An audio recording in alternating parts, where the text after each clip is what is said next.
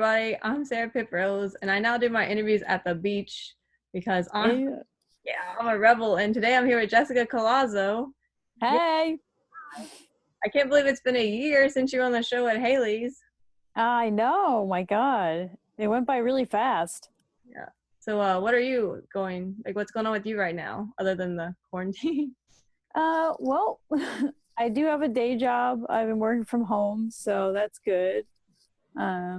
That's pretty much it. I got a freelance project that I'm working on, so that'll be a couple extra bucks, and I'm just sitting here waiting for comedy clubs to reopen and hoping that things will get back to normal pretty quickly. How about you? Not much. I don't know. I try to write a little, but I'm mostly just like cook and clean and try not to think about it. Yeah. Just try not to go crazy. It's weird though. It doesn't like it's scary, but then you look outside sometimes and it feels like it's like it looks normal out there, but it's Yeah, exactly. Like I forget what's going on sometimes until I go grocery shopping and then I'm like, "Oh yeah, there's a thing. There's a virus." how would you describe your comedy?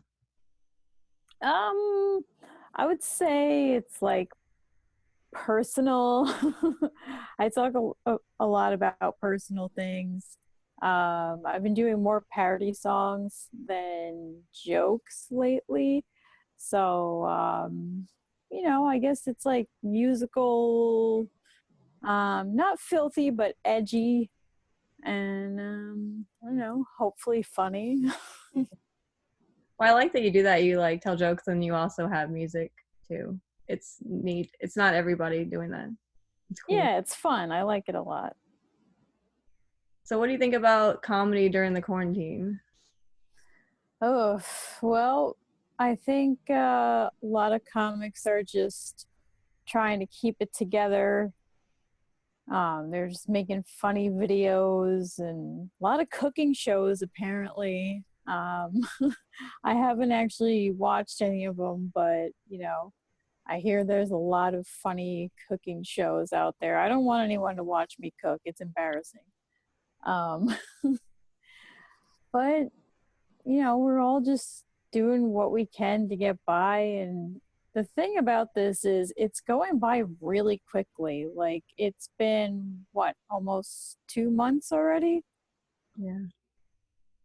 Yeah. So I'm just, doing my day job and like it's already Friday. I can't even believe it's already Friday. Yesterday I was like, is it Tuesday? I'm confused. Like nobody knows what day it is. It's very weird.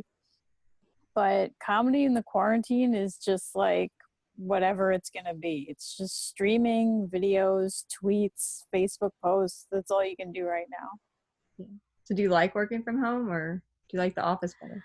Um, I'll be honest, I kind of miss going to the office because I miss my coworkers. I miss the few minutes of sunlight I got, being outside and just like going outside for a cigarette or whatever. Like, I looked forward to that, I guess, and the exercise. I miss that because I never take the elevator because the elevator is kind of weird. So I just will like always take the stairs because I don't want to get stuck in there. Mm. And I just feel like deconditioned right now. Like I'm just not doing anything. I just feel like a blob. Mm. But working from home is okay. It's not the worst. Yeah. Have you done an online comedy show? No. Kevin and I did a newlywed game last night, so that was fun.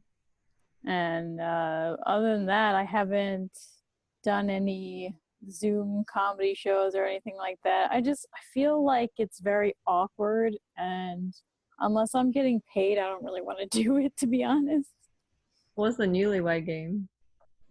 Well, the newlywed game it's just like that game show where a couple goes on. It's like a few different couples compete against each other to see how well they know their spouse. So we came in second, which I was relieved because I thought we were gonna lose. Does it air anywhere or anything? It's on. It was on Facebook Live, so if you go to my Facebook, you could see it there, and Kevin's Facebook too. Oh, I missed it somehow. Yeah, that's all right. We didn't really announce it or anything, so unless you were like on Facebook at the time and got the notification, then nobody really knew. Well, that's cool that you did that. Speaking of Facebook and the internet, what happened with your I Heart Daddy pic that broke the internet? Oh my god. It didn't really break the internet. It broke a Facebook group.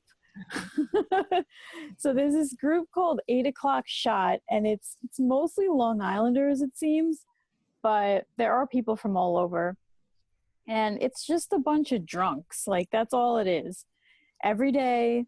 I mean, it's probably blowing up right now with pictures of shots and all types of alcoholic beverages. Like, what are you guys drinking? This is what I'm drinking. Blah blah blah. I'm like, it started off as funny, but now it's just like, have a drink for my dead grandma, and then, like it gets really sad in there sometimes, and it's just like weird. But I was trying to keep up with the humor of the group, and I posted a photo of myself wearing my I Heart Daddy onesie. And like you could see my legs, and I had these socks on, like these thigh high socks, but it wasn't a sexy picture. It just looked like I was wearing pajamas with long socks. And I wrote, I'm so drunk, I don't remember ordering this or putting it on. Like, obviously, it was just a joke. And I put my phone down, and like 2 minutes later, Kevin's like, you have 300 comments. I'm like, no. So I look at it, and it's just a lot of people going, somebody's thirsty for attention. And, I'm your daddy. Oh, what a coincidence. My name is Daddy. Like it was a lot of creeps. A lot of women being like, why can't she post this on her own page? And the thing I learned from it is basically everyone who commented showed the whole group who and what they are. So what I'm saying is all the pervy guys who made pervy comments showed the group that they are pervs. All the women who had nasty things to say showed the group that they are jealous, and they in fact wanted the attention that I'm getting. And it was kind of hilarious. There was this one woman who was like, oh, I wonder if she's friends with Alita, who apparently is some blonde chick in the group who posted a sexy photo. And I'm like, I don't even know who she is. And then the comments just keep coming up. And later I see Alita's name pop up, and she goes, yeah, girl. That was the funniest part. But then the admins took the picture down, and I posted another one of me just from here up drinking a glass of wine with my eyes bugged out like that. Like, I don't know what you guys are talking about. That never happened. So that kind of like was a redemption moment. Because there were some haters who commented on that photo that were like, okay, that's pretty funny. But, it was just weird. I didn't expect it to get that type of attention. I'm like, oh, it's a silly joke, and I just forgot about it, and then it blew up. Oh yeah, I liked you dressing up as Kevin Downey Jr. and doing his jokes. How did that come Someone said that we should wear each other's clothes when we do Facebook Live. And I'm like, oh, that'd be kind of funny, but he's not going to fit into my clothes, And then I was like, how about I do your act and I wear one of your suits? And I got really, really drunk. I drank like a half a bottle of wine and 2 White Claws, and it was bad. I had a hangover for 2 days after. So I think I actually got to walk in Kevin Downey Jr.'s shoes for a couple of hours. Did he do your jokes too? No, I don't really want him to. I think he's going to mess them up. That's funny. So, why did you decide to start performing stand-up comedy?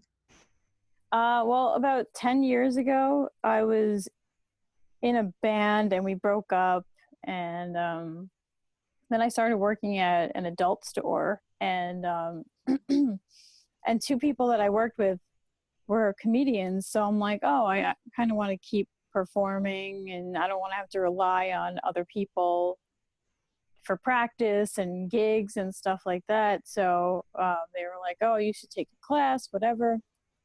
So I took the class, and I just never stopped doing comedy for almost 11 years. That's cool. What was your band? Oh my God. We were called the Vagrants, which there's already a band called the Vagrants that exists. So we were like always on the fence about changing our name like that. Did you ever see Daria? Yeah. Yeah, we're twisted. What was it? Oh man, I can't even. Oh, Twisted Spiral or something. And they're like, we're thinking about changing our name. Like every show was like that. So it was fun though. I enjoyed being in a band. I still miss it a lot. What'd you play or what'd you do? I just sang. Okay, that's cool. Yeah. Yeah, it was fun. Not much different than doing comedy.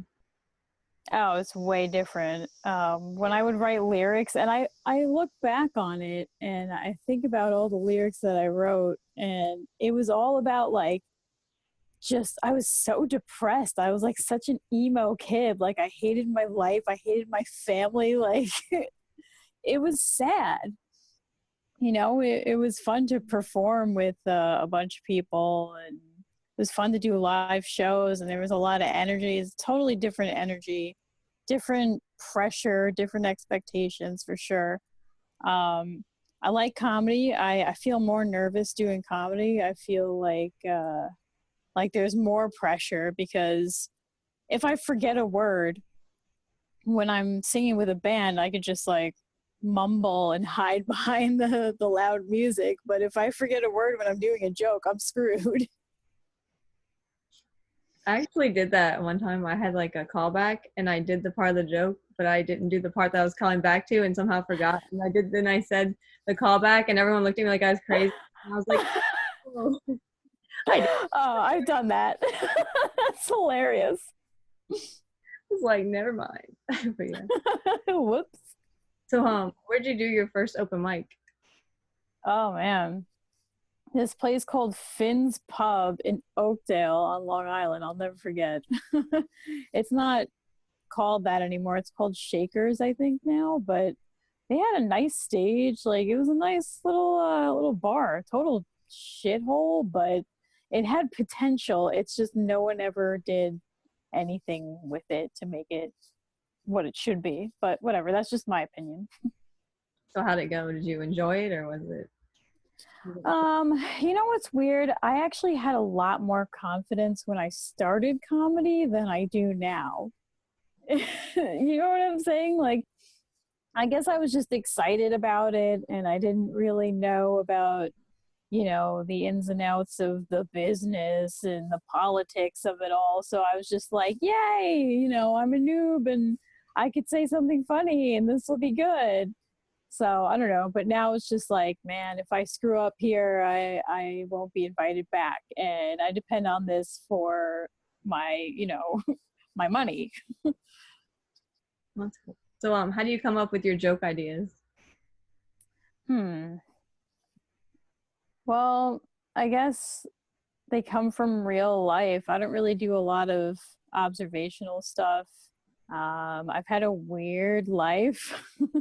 So I just like go with the flow, and if something happens that may not really seem that funny when it's happening, later I could be like, one day I'm gonna laugh at this, and maybe let's try to make it into something funny, whether it's a joke or something that I just look back on later and say, you know what, that wasn't so bad. It's actually kind of funny.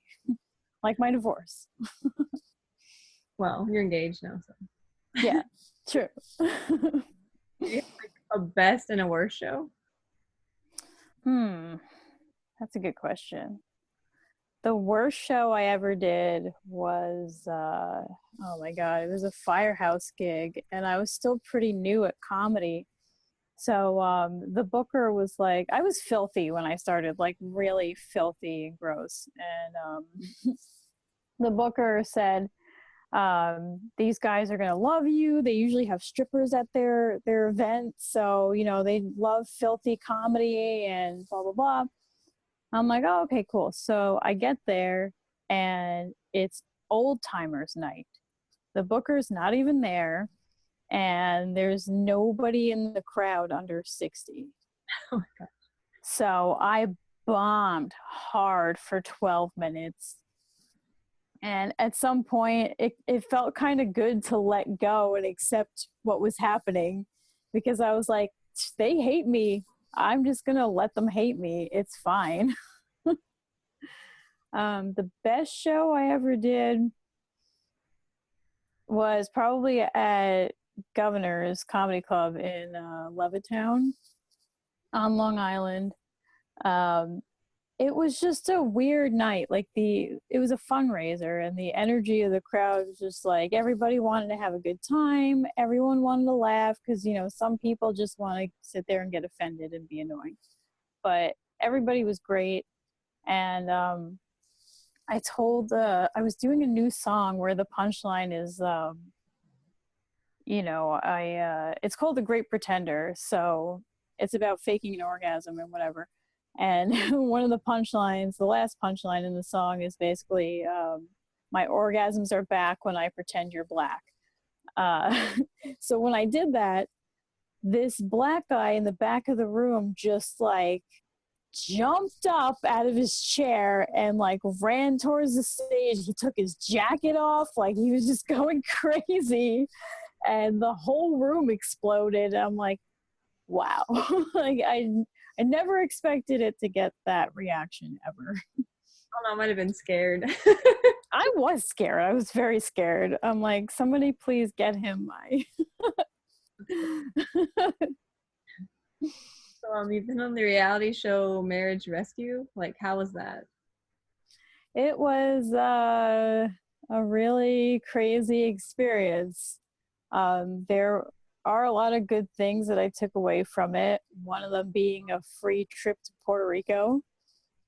That was very cool. There wasn't a lot of downtime. Like the first 2 nights, we could do whatever, and then after that, it was just go, go, go. So it was kind of weird, always having a mic on me and always having a camera on me, except in the hotel room. Me and my ex-husband fought a lot. Obviously, it didn't work out.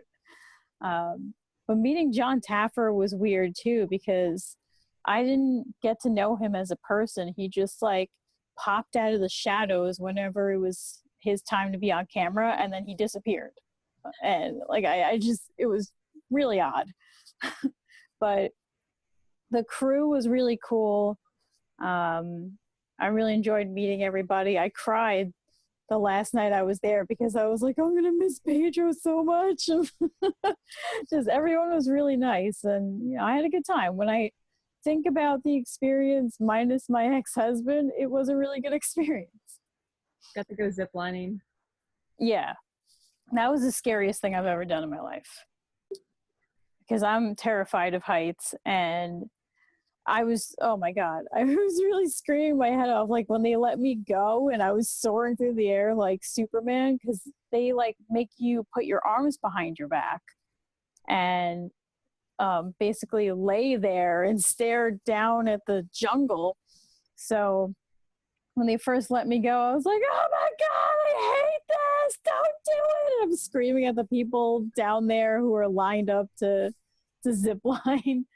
And then at some point, it just gets really quiet and you hear nothing and you see nothing but nature, and it's beautiful. And I'm like, okay, you know what? I don't regret doing this. It's pretty awesome. But then you have to zip line back to, whatever, to the place. And I got stuck because I was super skinny and I didn't weigh enough to have it be a smooth zip line. Like I got stuck halfway through, and this guy had to come get me, and he was all angry. And but other than that, it was really fun. I'm glad he rescued you. Yeah, there was some kind of rescue there. They didn't show it on camera, but So yes, yeah. So now you're engaged to KDJ. So when are you guys getting married? well, we were gonna do a coronavirus wedding, but the problem is we were both married before, so like I don't have my divorce papers yet. I was gonna get them, but then I got a new job, and I'm like, well, I can't just like take off to go to the place, so I put it off, and now the courts are closed, so I can't really get what I need. And you need your divorce papers to get a license to get remarried. So it's just like, this is a really boring conversation. I'm so sorry. But, you know, his are at home in Michigan. So he's got to go get his. And as soon as we figure out that, then we'll do it. Hopefully things will get back to normal soon and we can stick with the original plan, which was a Vegas wedding with a Trump impersonator. We'll see what happens. Interesting. You'll have to take this. Yeah, for sure. So you're also in Bloody Nun on Amazon. Like, what is that and how was that? My ex-husband's in that too. Isn't that funny? I cut his balls off. So that's my cousin's movie. Will Collazo. He's my cousin. He's an aspiring horror filmmaker. You know what? My cousin is one of the most talented people I know, and it's not because he made a silly movie. It's he just like he does these projects and he really puts his all into it every time. So whether it's like making his movies or he was doing like MMA fighting for a while and now he's a cop. Like he's my favorite person. I just love my cousin. That's cool. So, what's something people would be surprised to know about you? Um, hmm. Maybe like, I want to say like 9 years ago or so, I was briefly in a Christmas caroling group that I found on Craigslist and they kicked me out. Why'd they kick you out? Because I couldn't sight read, you know, like I can't look at the notes and sing them. It was a little harder for me than the two music teachers that were in the group. But I did practice my ass off and I was like ready for the next rehearsal. And they're like, oh yeah, can you give us your velvet cape and top hat just in case you get sick or something and we need to replace you? I'm like, listen, if you're kicking me out, just tell me. And the woman's like, yeah, sorry. I'm like, well, you're not getting your cape or your hat back. Fuck you. I got really sad about it. But, you know. Did you get to keep it? Well, I just didn't give it back. Do you collect anything or like hobbies or anything? Okay, so I have a storage unit full of all types of stuff. And I never considered myself a collector, but I am definitely a hoarder, which I recently found out when I had to move out of my apartment during the divorce. And it seems like something I enjoy collecting is kitchen products, just like appliances and little gadgets, like as seen on TV stuff, like that burger stuffer where you put like cheese and jalapenos in it. Just all the stuff that you would see on a TV infomercial. That's what I like to collect. That's funny. Oh yeah, is there anything you would like to like try to accomplish that you haven't done yet? Yeah, a lot of things. Lately, and I know this is really out there, but I kind of want to understand nuclear science more because I binge watched Chernobyl and I'm just fascinated by nuclear power now. Like it's amazing. So I guess I kind of want to almost go back to school and just be a student of things that I find interesting. Maybe not anything that I would do something with in my life or in my career, but just to know how things work and be able to talk about it in an educated manner is something that I would like to accomplish. That'd be cool. So you have some podcasts, The Millennial Divorce and On the Road with Collazo and Downey. How are those going? Yeah, well, we're not on the road right now, so we're just doing the Facebook Live thing whenever for the time being. I changed millennial divorce to hashtag daddy issues because the divorce is done. There's really not much more to talk about. So I'm kind of over that. I wasn't sure if that was still going on, but Yeah, I mean, I haven't done one in a while. I'll go through these phases where I'm like, yeah, I'm gonna do it this week, and then I'll do it, and I'll have a good episode, and then like 4 weeks go by, and I'm like, I'm just not feeling it, you know. So it's kind of sporadic whenever I feel like doing it, which I know is bad. Like a good podcast has consistency, so I really should probably get back on that. I don't know. It keeps the people waiting and wanting more. Yeah, hopefully, unless they forget about me. Is there anything else you want to add? I don't know. No, I'm just having a good time with KDJ in the quarantine, and it could have gone a lot worse. We're getting along pretty well, which is good and a little surprising. And honestly, you know, even though everything's fine here, I can't wait for stuff to get back to normal. Yeah. So do you stay in mostly or do you go anywhere? No, I don't go anywhere. He does most of the shopping, and I work all day, so that's pretty much it. I stay inside. I'm in desperate need of vitamin D. I should probably take a walk or something. So where can people check you out, like if they want to hear more about you or hear your podcast and everything? You can just go to my Instagram. It's at Jess effing C, JESSEFFINGC, or you can follow me on Facebook, Jessica Collazo, COLLAZO. I post whatever I'm doing on those two things. So, you know, you can follow me there. Be my friend. Cool. Yay. Well, thank you. Yay. Thanks for having me. Good to see you again. It's great to see you. I have loved you for many years. Maybe one cat isn't enough. You made me realize my deepest fears. Now having 7 kids.